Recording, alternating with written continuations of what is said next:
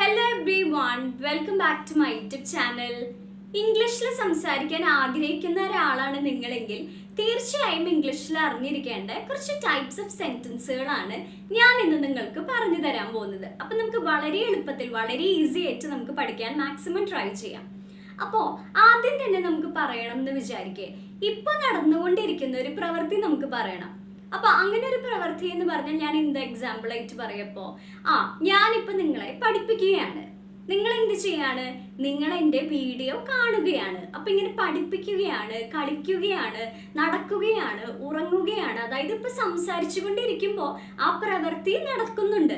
അപ്പൊ അങ്ങനെ ഒരു പ്രവൃത്തിയാണെങ്കിൽ നമ്മൾ എങ്ങനെ ഇംഗ്ലീഷിൽ പറയും? അതായത് എനിക്ക് പറയാം, ഞാൻ കുട്ടികളെ പഠിപ്പിക്കുകയാണ് എന്ന് പറയാം. അപ്പൊ ഇതൊക്കെ എങ്ങനെ നമ്മൾ ഇംഗ്ലീഷിൽ പറയും? അപ്പോൾ ആദ്യം തന്നെ മനസ്സിലാക്കേണ്ടത്, നമ്മളൊരു സെന്റൻസ് എന്ന് പറയുമ്പോൾ നമ്മളൊരു വാചകമല്ല നിർമ്മിക്കേണ്ടത്. അപ്പോൾ ഒരു വാചകത്തിൽ ആദ്യം തന്നെ നമ്മൾ അറിഞ്ഞിരിക്കേണ്ടത് എന്താണ് സബ്ജക്റ്റ് എന്നാണ്.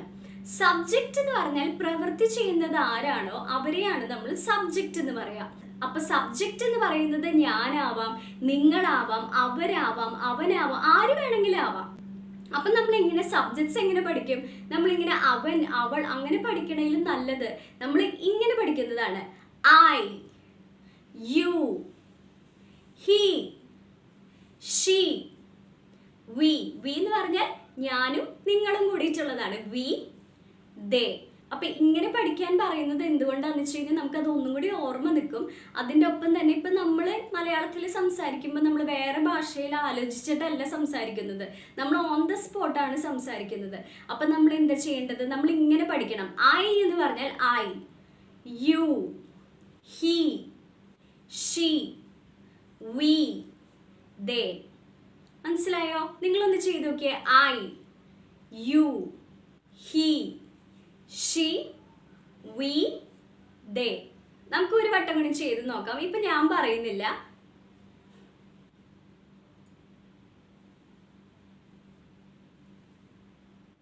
Okay, excellent. അപ്പോൾ ഇതുപോലെ നിങ്ങൾ പഠിക്കാൻ മാക്സിമം ട്രൈ ചെയ്യുക. അപ്പൊ ഇതൊക്കെയാണ് സബ്ജക്ട്സ് ആയിട്ട് വരുന്നത്. അപ്പോൾ നമ്മൾ ഇനി എന്താ മനസ്സിലാക്കേണ്ടത്? എനിക്ക് പറയണം എന്ന് വിചാരിക്കേ, അവൾ കുട്ടികളെ പഠിപ്പിക്കുകയാണ് എന്ന് പറയണം.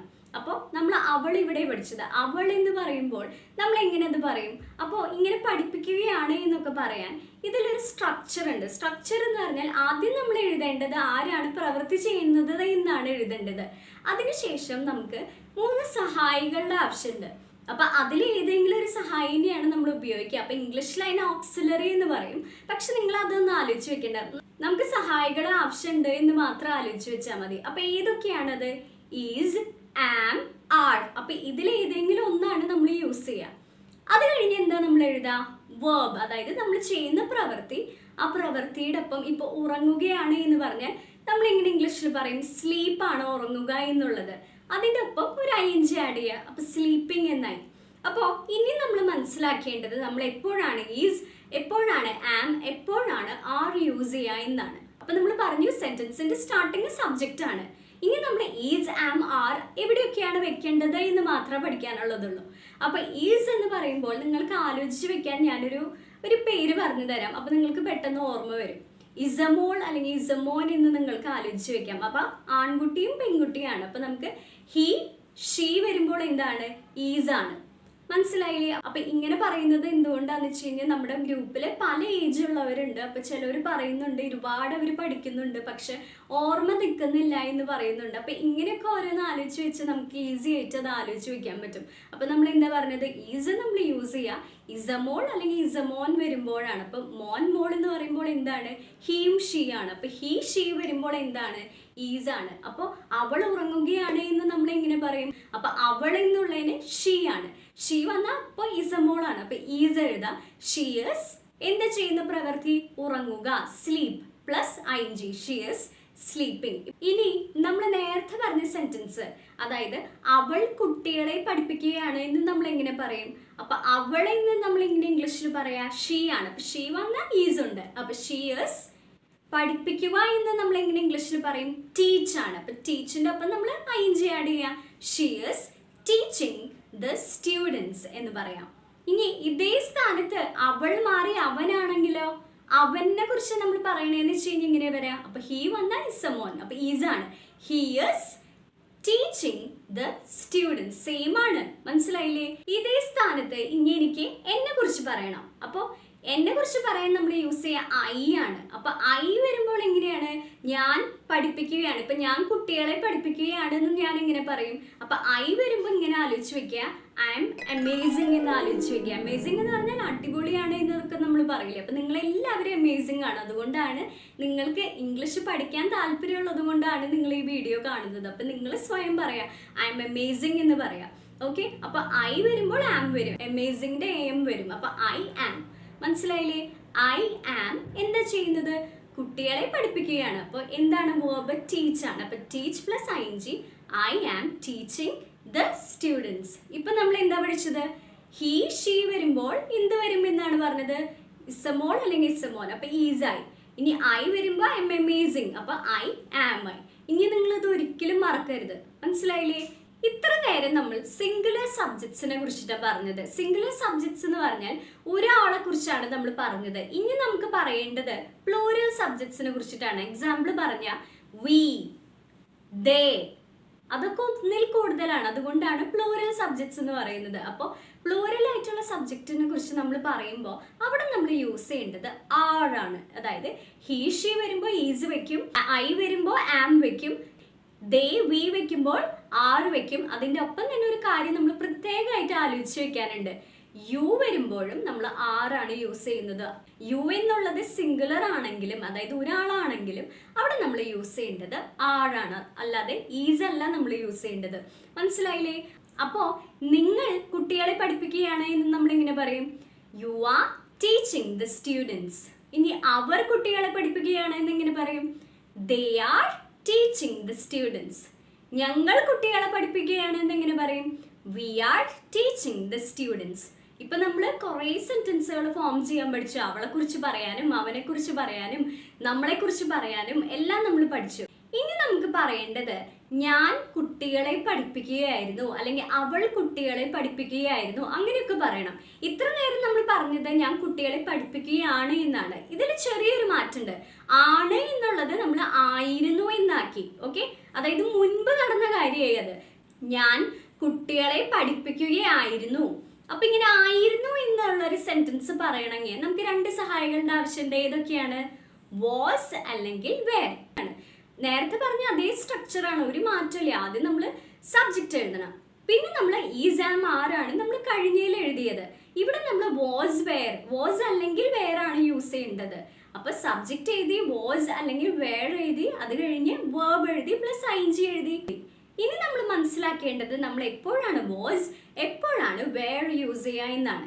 അപ്പോൾ വാസ് നമ്മൾ യൂസ് ചെയ്യുക സിംഗുലർ ആയിട്ടുള്ള സബ്ജക്ട്സിന്റെ കൂടെയാണ്. അതായത് ഹി, ഷീ, ഐയുടെ കൂടെയാണ് നമ്മൾ വാസ് യൂസ് ചെയ്യുക. വേറെ നമ്മൾ അപ്പോൾ ഏതായിരിക്കും യൂസ് ചെയ്യുക? വേറെ നമ്മൾ യൂസ് ചെയ്യുക വി, ദേ, യുടെ കൂടെയാണ് നമ്മൾ വേർ യൂസ് ചെയ്യുക. അപ്പൊ നേരത്തേലും അതായത് യു കുറച്ച് ഡിഫറെന്റ് ആയിരുന്നു അല്ലെ? അപ്പൊ അതുപോലെയാണ് ഇവിടെയും. അപ്പൊ യു വരുന്നത് വേറുടെ കൂടെയാണ്, അതായത് പ്ലൂറൽ സബ്ജക്ട്സിന്റെ കൂടെയാണ് യു വരുന്നത്. അപ്പൊ നമ്മൾ എങ്ങനെ പറയും? I was, she was, he was, they were, we were, you were. മനസ്സിലായോ? അപ്പൊ നമ്മൾ എങ്ങനെ പറയും? ഞാൻ കുട്ടികളെ പഠിപ്പിക്കുകയായിരുന്നു എന്ന് നമ്മൾ എങ്ങനെ പറയും? I was teaching the students. കണ്ടോ? I എഴുതി, was എഴുതി, teach എഴുതി, ing എഴുതി, ബാക്കി എഴുതി. I was teaching the students. ഇനി അവൻ കുട്ടികളെ പഠിപ്പിക്കുകയായിരുന്നു എന്ന് എങ്ങനെ എഴുതും? He was teaching the students. അവർ കുട്ടികളെ പഠിപ്പിക്കുകയായിരുന്നു എന്ന് എങ്ങനെ എഴുതും? They were teaching the students. ഇനി ഞങ്ങൾ കുട്ടികളെ പഠിപ്പിക്കുകയായിരുന്നു എന്ന് എങ്ങനെ പറയും? We were teaching the students. മനസ്സിലായില്ലേ? അപ്പൊ എന്തും നമുക്ക് അങ്ങനെ പറയാം. അവൻ ഉറങ്ങുകയായിരുന്നു, he was sleeping. Our കളിക്കുകയായിരുന്നു, they were playing. ഞാൻ കളിക്കുകയായിരുന്നു, I was playing. അവൾ കരയുകയായിരുന്നു, she was crying. അങ്ങനെ എന്ത് സെന്റൻസ് വേണമെങ്കിലും നമുക്ക് പറയാം. അപ്പൊ നിങ്ങൾ ഇങ്ങനെ പ്രാക്ടീസ് ചെയ്യാൻ. ഓക്കെ, അപ്പൊ നമ്മൾ ആണ് എന്ന് പറയാൻ പഠിച്ചു, അതിൻ്റെ ഒപ്പം ആയിരുന്നു എന്ന് പറയാൻ പഠിച്ചു. ഇനി നമ്മുടെ ഉള്ളതിനെ കുറിച്ച് പറയണം എന്ന് വിചാരിക്കേ. ഇപ്പൊ ഒരു എക്സാമ്പിൾ പറഞ്ഞാൽ എനിക്കൊരു വീടുണ്ട് അല്ലെങ്കിൽ എനിക്കൊരു സുഹൃത്തുണ്ട്, ഇങ്ങനെ ഉണ്ട് എന്ന് പറയാൻ നമുക്ക് രണ്ട് സഹായികളുടെ ആവശ്യമുണ്ട്. ഏതൊക്കെയാണത്? ഹാസ് അല്ലെങ്കിൽ ഹാവ്. ഓക്കെ, അപ്പൊ എനിക്കൊരു വീടുണ്ട് എന്ന് പറയാൻ ഐ ഹാവ് എ ഹൗസ് എന്ന് പറയാം. എനിക്കൊരു കാർ ഉണ്ട് എന്ന് എങ്ങനെ പറയും? I have A car. അപ്പൊ എപ്പോഴാണ് ഹാസ്, എപ്പോഴാണ് ഹാവ് യൂസ് ചെയ്യുക? ഹാസ് യൂസ് ചെയ്യുക ഹി ഷീ വരുമ്പോഴാണ്. ഐ യു വി ദേ വരുമ്പോൾ ഹാവ്. അപ്പൊ നിങ്ങൾ ഇങ്ങനെ പ്രാക്ടീസ് ചെയ്യുക. I have, you have, we have, they have, she has, he has. ഇങ്ങനെ റിപ്പീറ്റ് ചെയ്തുകൊണ്ടേയിരിക്കും. അപ്പൊ നമ്മൾ ഇങ്ങനെ പറഞ്ഞ് പറഞ്ഞ് പ്രാക്ടീസ് ചെയ്യണം. അപ്പൊ അവൾക്കൊരു വീടുണ്ട്, ഷീ ഹാസ് എ ഹൗസ്. അവൾക്കൊരു കാറുണ്ട്, ഷീ ഹാസ് എ കാർ. അവനൊരു കാറുണ്ട്, ഹി ഹാസ് എ കാർ. അവർക്കൊരു വീടുണ്ട്, ദേ ഹാവ് എ ഹൗസ്. അപ്പൊ ഇങ്ങനെ ഫാസ്റ്റ് ആയിട്ട് പറയാൻ നിങ്ങൾ മാക്സിമം ട്രൈ ചെയ്യുക. അത് വീട്ടിലിരുന്ന് തന്നെ പ്രാക്ടീസ് ചെയ്താൽ നിങ്ങൾക്ക് വളരെ ഈസി ആയിട്ട് പറയാൻ പറ്റും. മനസ്സിലായില്ലേ? ഇപ്പൊ നമ്മൾ പറഞ്ഞത് ഉണ്ട് എന്നാണ്, അതായത് ഇപ്പൊ നമുക്കുണ്ട്. ഇനി നമുക്ക് പറയേണ്ടത് ഉണ്ടായിരുന്നു എന്നാണ്. ഓക്കെ, അപ്പൊ അതെങ്ങനെ നമ്മൾ പറയും? അപ്പൊ ഉണ്ടായിരുന്നു എന്നുള്ളൊരു സെന്റൻസ്, എനിക്കൊരു വീടുണ്ടായിരുന്നു, എനിക്കൊരു ജോലി ഉണ്ടായിരുന്നു, അങ്ങനെ ഉണ്ടായിരുന്നു എന്നൊക്കെ പറയാൻ നമുക്ക് ഒരു സഹായിയുടെ ആവശ്യമുള്ളൂ. അത് ഏതാണ്? ഹാഡ് ആണ്. ഓക്കെ, അപ്പൊ ഏത് സബ്ജക്റ്റ് വന്നാലും നമ്മൾ ഹാഡ് ആണ് യൂസ് ചെയ്യുക ഉണ്ടായിരുന്നു എന്ന് പറയാൻ. ഇപ്പോൾ എനിക്കൊരു സ്വപ്നം ഉണ്ടായിരുന്നു, ഐ ഹാഡ് എ ഡ്രീം എന്ന് പറയാം. അവർക്കൊരു പദ്ധതി ഉണ്ടായിരുന്നു, ദേ ഹാഡ് എ പ്ലാൻ എന്ന് പറയാം. ഇനി അവൾക്കൊരു വീടുണ്ടായിരുന്നു, ഷീ ഹാഡ് എ ഹൗസ് എന്ന് പറയാം. അവനൊരു സുഹൃത്തുണ്ടായിരുന്നു, ഹി ഹാഡ് എ ഫ്രണ്ട്. അപ്പൊ ഇങ്ങനെ നമുക്ക് ഏത് സബ്ജക്റ്റ് വന്നാലും നമ്മൾ ഹാഡ് യൂസ് ചെയ്താൽ മതി. അപ്പോൾ ഇന്നത്തെ ക്ലാസ് നിങ്ങൾക്ക് മനസ്സിലായോ എന്ന് അറിയാൻ വേണ്ടി നിങ്ങൾക്കൊരു ചെറിയൊരു ചോദ്യമുണ്ട്. ഞാൻ പരീക്ഷയ്ക്ക് വേണ്ടി പഠിക്കുകയാണ് എന്ന് നമ്മൾ എങ്ങനെ എഴുതും? കമന്റ് ബോക്സിൽ മെൻഷൻ ചെയ്യൂ കേട്ടോ.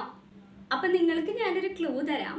നമ്മളിവിടെ ഞാൻ പരീക്ഷയ്ക്ക് പഠിക്കുകയാണ് എന്ന് പറയണമെങ്കിൽ ആദ്യം നമ്മൾ സബ്ജക്റ്റ് എഴുതണം, പിന്നെ നമ്മൾ എന്ത് എഴുതാം? ഓക്സിലറി എഴുതും, അത് കഴിഞ്ഞ് നമ്മൾ വേർബ് എഴുതും. അപ്പം അത് നിങ്ങൾ കണ്ടുപിടിക്കണം. ബാക്കിയുള്ളത് ഞാൻ പറഞ്ഞുതരാം. ഫോർ ദി എക്സാം എന്നാണ് അവസാനിക്കുക. എക്സാമിന് വേണ്ടി എന്നാണ് ഇവിടെ അർത്ഥം വരുന്നത്. Dash for the exam. എന്തായിരിക്കും ആൻസർ വരിക? കമന്റ് ബോക്സിൽ മെൻഷൻ ചെയ്യൂ കേട്ടോ. അപ്പൊ ഇന്നത്തെ ക്ലാസ് നിങ്ങൾക്ക് എല്ലാവർക്കും യൂസ്ഫുൾ ആയെന്ന് വിചാരിക്കുന്നു. അപ്പൊ ഈ വീഡിയോ ഇഷ്ടമാവാന്ന് വെച്ച് കഴിഞ്ഞാൽ ലൈക്ക് ചെയ്യാനും, അതുപോലെ തന്നെ ആരെങ്കിലും സബ്സ്ക്രൈബ് ചെയ്യാതെ കാണുന്നുണ്ടെങ്കിൽ എന്നെ ഒന്ന് സബ്സ്ക്രൈബ് ചെയ്ത് സപ്പോർട്ട് ചെയ്യാൻ മറക്കരുത്. അപ്പൊ അടുത്തൊരു വീഡിയോ ആയിട്ട് മറ്റൊരു ദിവസം കാണാം. Thank you for watching.